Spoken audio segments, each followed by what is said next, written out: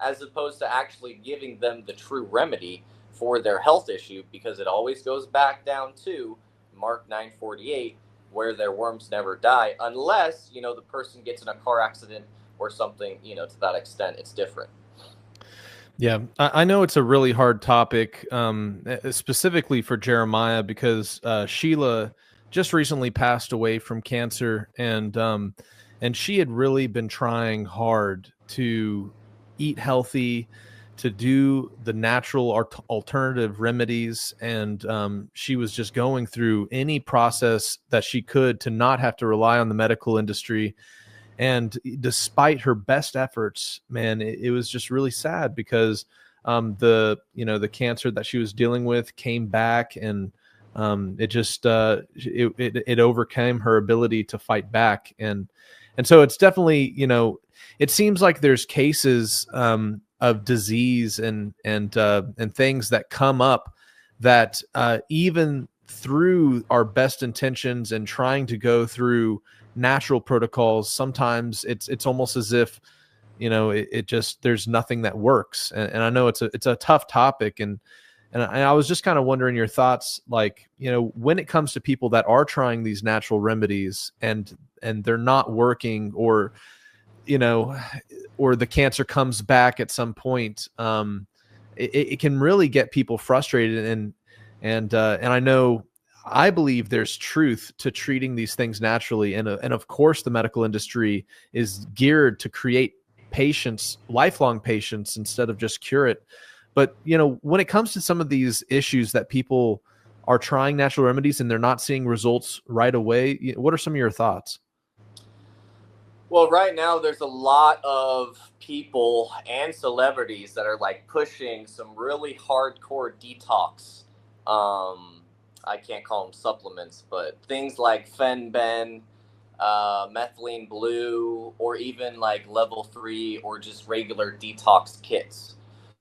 So the issue with these very powerful detoxification instruments is that if our body has been in a toxic state its entire life, and we shoot all the way to a level 3 detox, which is kind of what the Fenben and all the horse dewormer and the methylene blue basically is it's closer to a level 2 or 3 detox. So if we haven't even gotten past the level 1 detox, and we shoot all the way to level 2 or level 3, we destroy those worms overnight, basically, because that's the power of that, dewormer stuff. But that's not always a good thing, because the terrible die-off symptoms of these worms is if they can't leave your body, then you will lose your mind while you're detoxing. So you might have good intentions, and we might be detoxing to a certain extent. Yes, we're destroying the parasite that's causing that mineral deficiency, but we have to do it at the correct time without leaving the essentially the dead bodies of the worms or their eggs inside of the body. So what we've come down to is, instead of jumping to the hardcore herbs like the wormwood, the clove, some of these other things that they're pushing out there, instead of jumping to level 3, or instead of going to the horse dewormer, right, which isn't natural, so I wouldn't recommend that in the first place. Let's start to go back to more of an ancestral detox that our peoples probably and pretty much did on a regular basis, which it would have looked or resembled something much closer to the master's cleanse. And so, depending on how many times a day you do the master's cleanse can act like a level 1 detox. But if you do it 2, 3, 4, or 5 times a day, well, that moves up to a level 2 or a level 3 detox, right? And so depends on the efficiency or how many times we're willing to do the master's cleanse to get that. But the thing is we don't have to jump all the way to level 3, because in all honesty, jumping to level 3 is going to take anywhere at least from 3 to 6 months to properly detox all of the toxins and the soot and the mold and the bacteria that's been taking over our bodies for the majority of all of our lives. And so that's my recommendation, is before we start to use these powerful detox herbs, and a lot of them They're too powerful, but also the capsules that they're using are made out of pork, or they're made out of vegetable capsules or glycerin or some kind of garbage like that. So it's very important to understand that what we need to detox, it's already there. Essentially, it's in our kitchen cabinets or it's at the supermarket. We just have to go. We have to get the key limes, right? We have to get the salt. We have to get the cayenne pepper and the coconut or the olive oil. But most people will have at least two or three of those ingredients lying around in their kitchen. And it's also going to be the easiest cleanse to get because you can get that cleanse by the end of the day if you just go to the store and you get the ingredients as opposed to wait for this company to ship the herbs or the ivermectin, whatever the case may be. So that's my recommendation is don't jump to level 3. Start with level 1, and that's going to be half of a key lime, a pinch or two of salt, a 16th of a teaspoon of cayenne pepper, and however much coconut or olive oil that person can handle. Put it in a shot glass or whatever they want to do and drink that every morning at least once a day on a fasted stomach. So you do the master's cleanse plus fasting 12 to 24 hours a day. And you're going to get way more from fasting 12 to 24 hours a day consistently plus the master's cleanse than you will from, oh, I got to fast 3 days or I got to fast for 2 weeks. And then you get back into your regular, like old habits, right? When we start to do one meal a day or we start to eat between 10 o'clock and 4 o'clock and prioritize the proper foods, it's very difficult to fall back into those bad protocols or habits that we were once following. And so that's my recommendation is, and a lot of people don't know that the later we eat, the more we feed that parasitical growth. Or let me rephrase that, the more likely we are to feed the parasites in our gut the later we eat. And that's why we want to start eating our food. We really want to finish that last bite of solid food by 3 o'clock or 4 o'clock because our digestive enzymes in our gut, they start to go down when the sun starts to go down. And those enzymes basically are defense mechanisms that help to absorb our food so that we don't have to worry so much about having these parasites, run and control our body. And a lot of people have never heard that their behavior and their emotions are based off of these parasites. If we don't detox, these parasites control our gut, which is the second brain, which controls our first brain and our subconscious faculties and thinking abilities as well.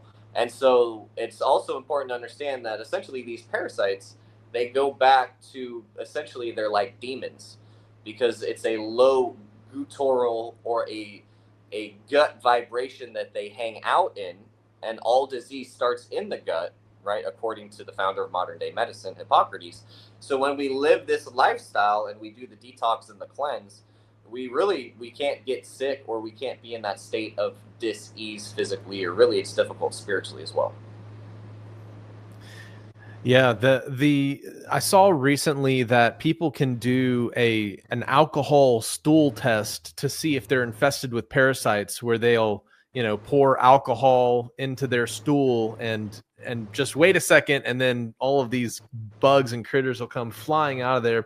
And it's actually been a long-term joke on our show about toxoplasmosis and the parasite that comes through cat feces. There's a parasite that infects rats and makes them hyper attracted or drawn to a cat, which then the cat eats them and produces the life cycle of this parasite. And there's been that's another reason why pregnant women should never change the cat litter. Well, all mental health issues also resemble the mental health issues that come from people who get affected with the T. gondii parasite. So the term crazy cat lady, I'm sure you've already, conceptualized that, but that's where we get that term from. Yeah, I think that's an interesting. What you just said was very interesting. But I'm a proud father of 3 beautiful cats. But I've also heard that there are so many scientific, like they've done a bunch of tests on the purr frequency. When they purr and they're on you, it can actually heal. It has like healing properties. So it's kind of like, that they have some good and they have some bad. I mean, it's just like every animal. And so it's kind of like why the Bible tells us not to eat the pig or the swine or the lobster or the shrimp, is because these animals have a specific function in the animal kingdom to take care of that community or that culture or that microbiota in that community, but sometimes it's meant to be outside of the house. So it's kind of like the same reason, and some people do it. I'm not really angry that they're doing it, but what people bring pigs into the house, right? So it's the same thing. And again, it goes to any animal, but we know that the cat, the rat, and the swine are the three filthiest animals basically in existence because of the transference of the bacteria. And I'm not saying that cats are always dirty, but their DNA is created to take care of certain animals that are in our, vicinity. And so that's my recommendation, because I used to live next to, I had a cat live in the same house, and that cat was one of the main reasons why I was sick. So I'm not saying it's the same for everybody, but I am saying, at least for people like me, I would highly recommend, if you're having health issues, see what happens after you put the cat outside for 3 weeks. Usually after people do that for 3 weeks, they start to do the master's cleanse or drink the goat milk. All of their health issues, even their spiritual issues, they go away after like 3 weeks of keeping the cat outside. Well, I've found it interesting, maybe because, I don't know, I'm a little bit different, but cats actually calm me down, and I had Yeah, like that frequency anger that you're issues. saying earlier, that's true. The frequency has been shown to help heal.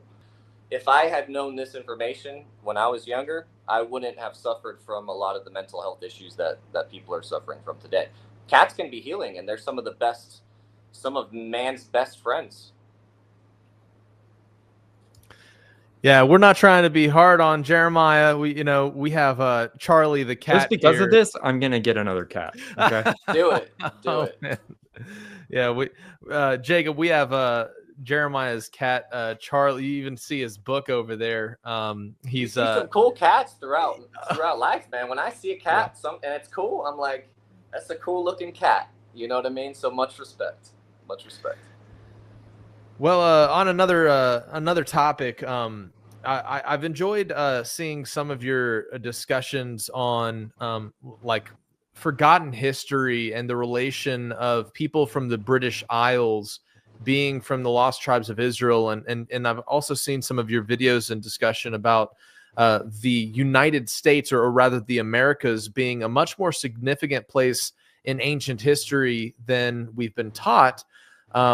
I personally, I've had a theory for many years regarding it's Zechariah chapter 2 talks about the Jerusalem without walls, and I've seen you insinuate that the United States or the USA was a type of Jerusalem, and so maybe we can kind of pivot to some of the more esoteric thoughts and perspectives you like to share on your channel, and what are some of the things that you like to look into in terms of these like alternative perspectives of history, and what does that help illuminate in today's world, that why have they hidden this truth of the scattered tribes and the fact that the Americas are much more historically significant than we've been taught?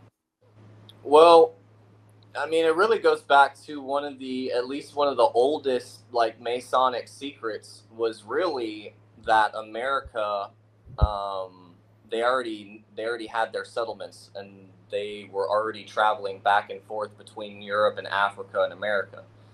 But we're going to tell you that if you continue to take your ship or your vessel too far to that side of the earth, you're going to fall off, because that's where the earth ends. But if we can keep this secret contained in a box and we can just make money from it, then we don't really have to tell them about it. We'll just keep making money from this system that we have set up. So that is the mindset. The elite have pretty much been in control for a long time, and the more information they can keep from the people, the more they can control the people. And so that brings me, right, we like words, right? So that brings me to the word. Why do we see American or African or Dominican or Mexican, or did I say Puerto Rican, Jamaican? Anyway, so all these khans throughout the world. But what is a khan? A khan in the Hebrew is going to be a priest, a king, or a ruler, because in the Hebrew, if you were a king, you had to study the Torah or the instructions in order to be a righteous ruler, to have that righteous rule or measurement. So why do we have these khans on every continent? And how come Brit-ish, Brit equals covenant, and then ish equals man, men, or husband. So British basically means men or husbands of the covenant.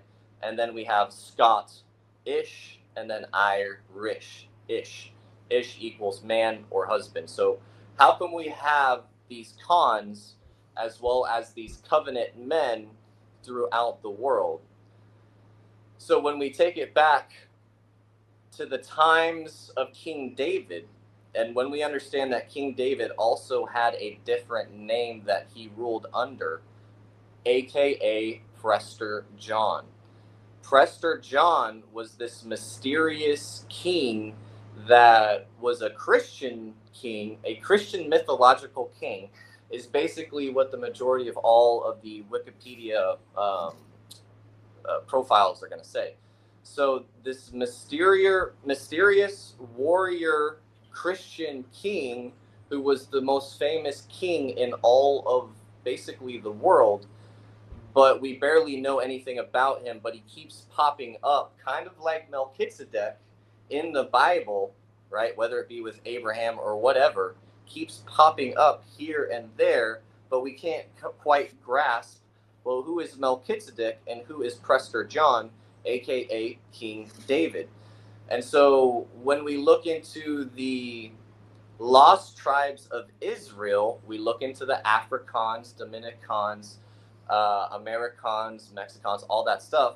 And then we even look into the conquistadors, right? We start to see, okay, well, maybe there was this entire civilization that was extremely advanced, because there's more pyramids in the Americas than anywhere else in the world. And Mexico, the Dominican Republic, Puerto Rico, all of these places, especially in the Caribbean, like Cuba, they were all dense in precious minerals and gold and things like that. And so what ended up happening in 1492 is basically Columbus came over and started desecrating this natural cohesion that the natives had, because the natives were also trading and doing business with people who were part of Islam. Islam was also in America, as well as the Hebrew or the way, that old thought process.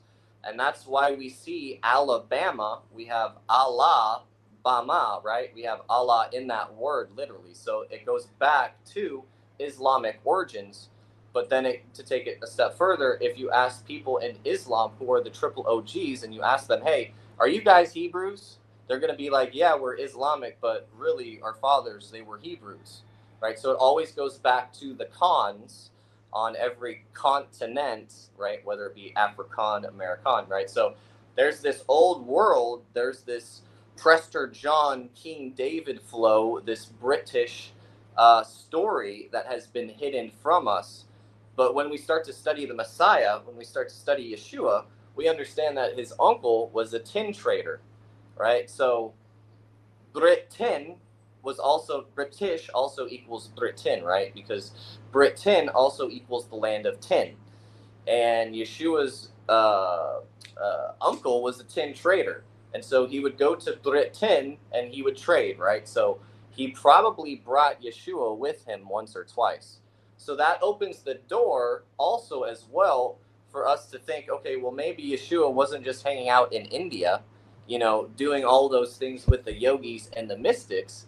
Maybe Yeshua was in Britain with his uncle, and maybe that's why we have a British or covenant men in that area of the world. But this is a story that has been hidden and changed.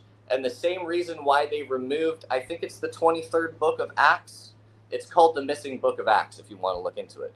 Anyways, it talks about how Paul, or Shaul, he traveled all the way to Spain as well. He stopped, or he made his way to Britain, where he helped to find the House of Hamburger, right? And so to find information on the House of Hamburger is very difficult today because it's been replaced by ham and hamburger.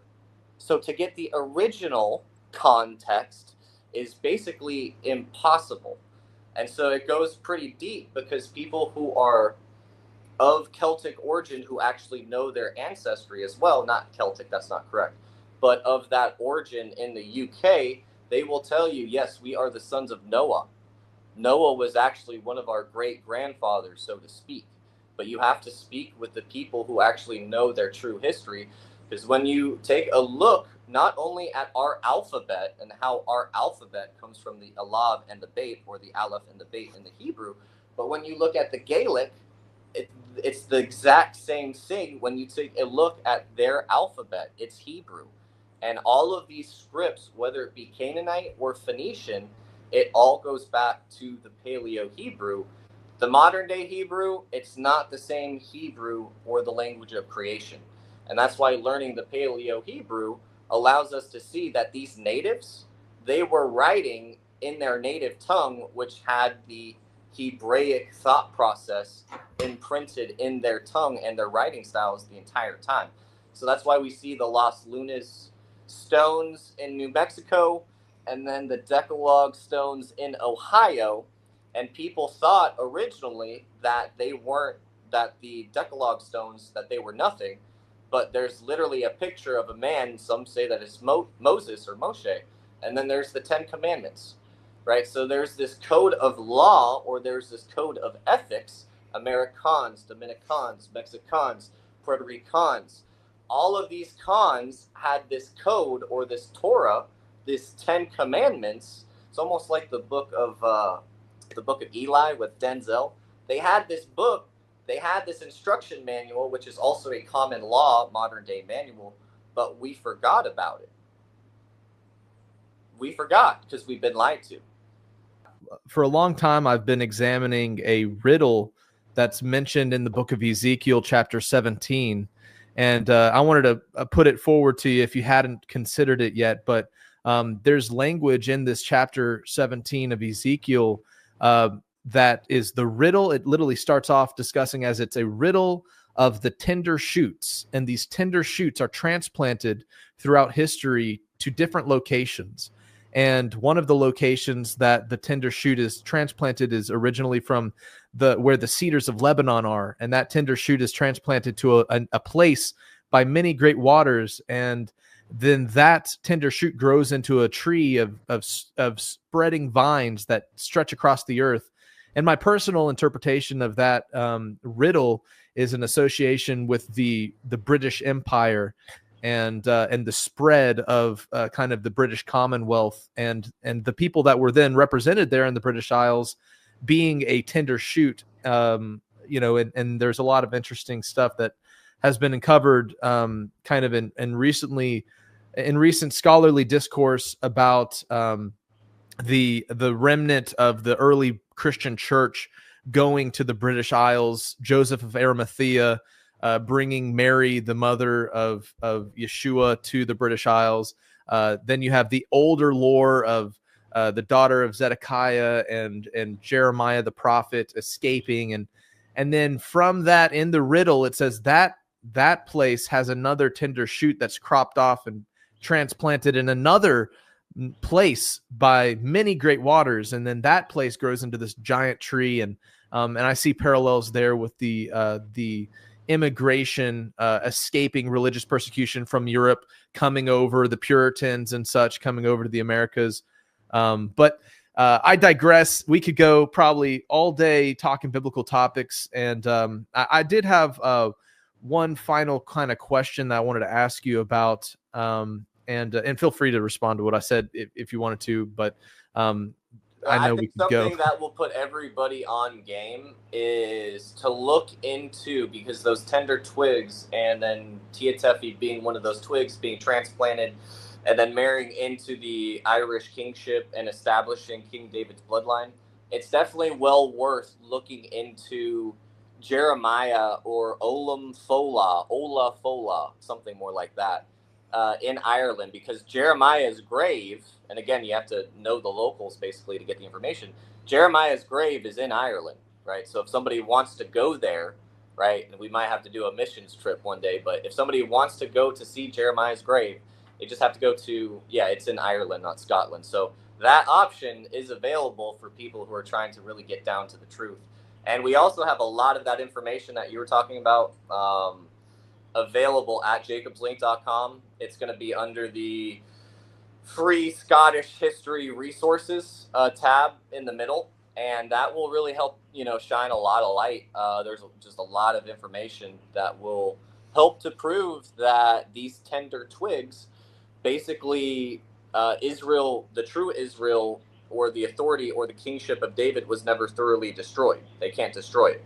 So now it still exists. It's just a matter of discovering who we are and who our community is, because we probably know at least one or two people that have royal blood. Yeah, it's a fascinating topic, especially with our line of work, interviewing conspiracy, theory people and researchers. We just recently talked to a gentleman named Gary Wayne, who's an expert on bloodlines of the occult, and I know even the dark side of the Illuminati and all such are trying to draw from these sacred bloodlines to put themselves into power. So, is there anything pressing to you that you really feel like it would be important for people to look into that we haven't covered today already? Anything that you've been looking into that strikes you as a profound truth, or something that, current events or anything coming in the future that you would like to talk about before we wrap up today? I mean, I would say just don't get caught up in the whole third temple discussion or debate, or the whole Antichrist is necessarily, we have the Mahdi, for instance, right? Don't get caught up in that information, but get caught up in, okay, this is what the Lord actually wants me to do. He doesn't want me just to scroll on YouTube or TikTok or Instagram and gather all this information without regurgitating the information that I learned. If I learn this information but I don't share it or give it accordingly, then that information that I learn, it's not going to do me any good.